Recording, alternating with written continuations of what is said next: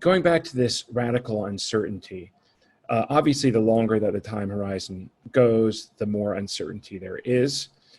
But what can one do other than develop an imagination, I guess, or further one's imagination, to kind of gain a sense of what may be some of the uncertainties that are lying in store?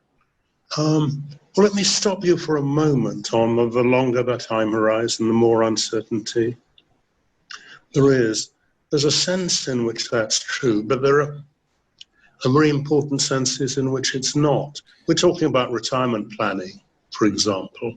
One of the things that goes wrong here is people confuse managing risk with certainty. If you're using bonds in current market conditions to plan for your retirement, you will get the certainty you're going to have a very low standard of living in retirement. I sometimes say the man who knows he's going to be hanged tomorrow has certainty but not security.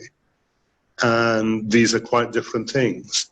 And the person who's investing for their retirement in long-term bonds is buying certainty at the price of security. Yeah, good point. Okay, but so what does one do then? How does one attempt to account it? Because there's always things that can upset the apple cart. You know, it was not so long ago that, you know, certain value stocks were seen as a sure thing, and that is now all been thrown into disrepute a little bit. It could, of course, come back. Many of these things are cyclical, but there are secular changes as well that affect economies and such. So how does one look at that, and how does one kind of attempt to account for it? Yeah. So you mentioned earlier about imagination, and that's really important here. Humans aren't natural probabilistic thinkers. Running models and algorithms doesn't come naturally to people.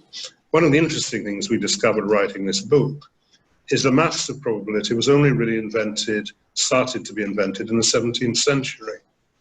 What's interesting is that the Greeks and Romans were pretty much inveterate gamblers, and there were some people there who were pretty good at maths as well.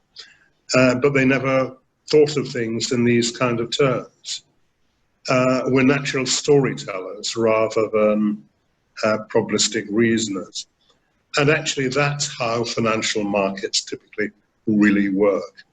I've never been tempted to take a job as an economist in an investment bank, but I know that if I was, I would be employed essentially as a storyteller to give people a good narrative at lunch every few days.